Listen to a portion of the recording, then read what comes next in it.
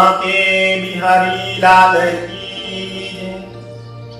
सच्चिदानंद भगवान की जय। राधे राधे भक्तों, राजा परीक्षित कहते हैं, हे सुखदेव मुनि, इस ग्राह और गजेंद्र ने पूर्व जन्म में ऐसा क्या किया था, ऐसा क्या हुआ था कि इस जन्म में भगवान ने उनको वैकुंठ धाम प्राप्त करवा दिया। तब सुखदेव मुनि कहते हैं कि ये जो ग्राह है वो पूर्व जन्म में भू नाम का गंधर्व था और उनका स्वभाव था कि जो भी नदी के अंदर स्नान करने के लिए आता वह मगरमच्छ की भांति उसके अंदर छलांग लगाकर उसके पांव को पकड़ लेता और जब वह डर जाता तो उसके ऊपर हंसी करता, उसका उपहास करता और ऐसा करने में उसको बहुत आनंद आता। ये उनका स्वभाव।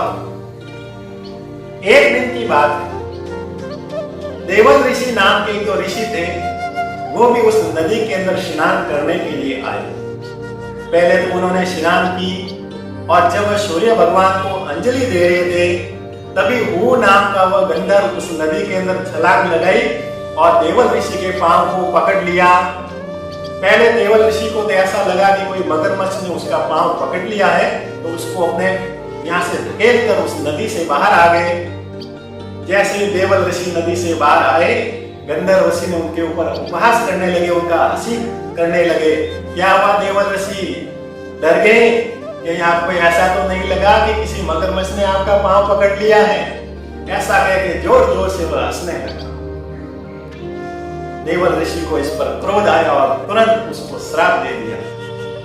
तुझे ग्रह बनने का, मगरमच्छ बनने का बहुत शौक है, जाओ मैं तुमको श्राप देता हूं, तुम अभी ग्रह की योनि के अंदर बन जाओ और इस जल के अंदर विचरण करते रहो। उस वो नाम के गंधर्व ने श्राप सुनते ही देवल ऋषि के चरणों में गिर पड़े और क्षमा याचना की, कृपया करके श्राप वापस ले लीजिए, मुझे क्षमा कीजिए। देवल ऋषि ने कहा, ये दिया गया श्राप वापस नहीं लिया जाता है, लेकिन इस श्राप से मुक्ति का मैं तुमको मार्ग अवश्य बता सकता हूं। वो नाम के गंधर्व ने कहा कि आप कृपया करके मुझे मार्ग भी बता दीजिए, मैं इस योनि के अंदर रहना नहीं चाहता। तब देवल ऋषि ने कहा कि जब तुम भगवान के परम भक्त गजराज के पांव पकड़कर उसके प्राण को हरने का प्रयत्न करोगे, जल के अंदर डुबोने का प्रयत्न करोगे, तब वह भगवान को स्मरण करेंगे। भगवान नारायण आकर जब तुम्हारा वध कर देंगे, तभी तुम्हें इस ग्रह की योनि से मुक्ति मिल जाएगी। बोलिए मां के बिहारी लाल की। सुखदेव मुनि कहते हैं कि ये गजेंद्र पूर्व जन्म के अंदर द्रविड़ देश के राजा पांडव वंश के अंदर इंद्रद्युम्न नामक एक राजा था। राजा इंद्रद्युम्न भगवान का परम भक्त था। एक बार उन्होंने भगवान की तपस्या के लिए उन्होंने वन में जाकर एक आश्रम बनाकर भगवान का ध्यान कर रहे थे। एक दिन की बात है, जब वह भगवान का ध्यान कर रहे थे, नेत्र बंद करके भगवान का स्मरण कर रहे थे, तभी वहां पर अगस्त्य मुनि अपने शिष्यों की मंडली के साथ उस आश्रम में आए। लेकिन राजा इंद्रद्युम्न भगवान के ध्यान में इस प्रकार से मग्न थे कि उनको ना आदर दिया ना सत्कार दिया। तभी अगस्त्य मुनि क्रोध में आकर कहने लगे कि तुम इस हाथी की तरह जड़ बुद्धि बनकर यहाँ पर बैठे हुए हो।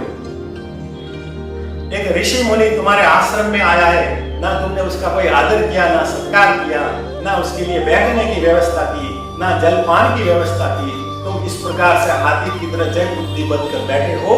जाओ मैं तुमको श्राप देता हूं, तुम हाथी की योनि के अंदर बन जाओ और इस जंगल के अंदर विचरण करते रहो।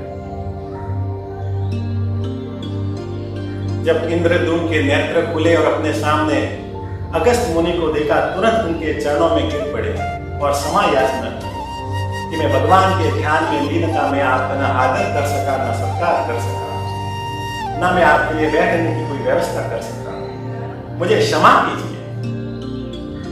अगस्त्य मुनि ने इंद्रद्युम्न को कहा कि मैंने तुम्हें श्राप दिया है,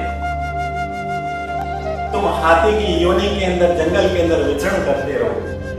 राजा इंद्रद्युम्न ने कहा कि मुझे क्षमा करो और मुझे योनि से मुक्ति का कोई मार्ग बताओ।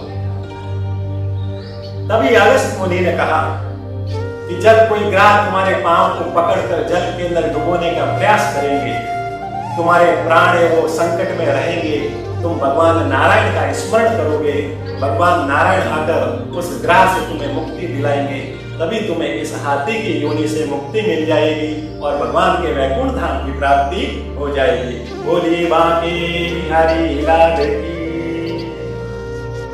भागवती भगवान की।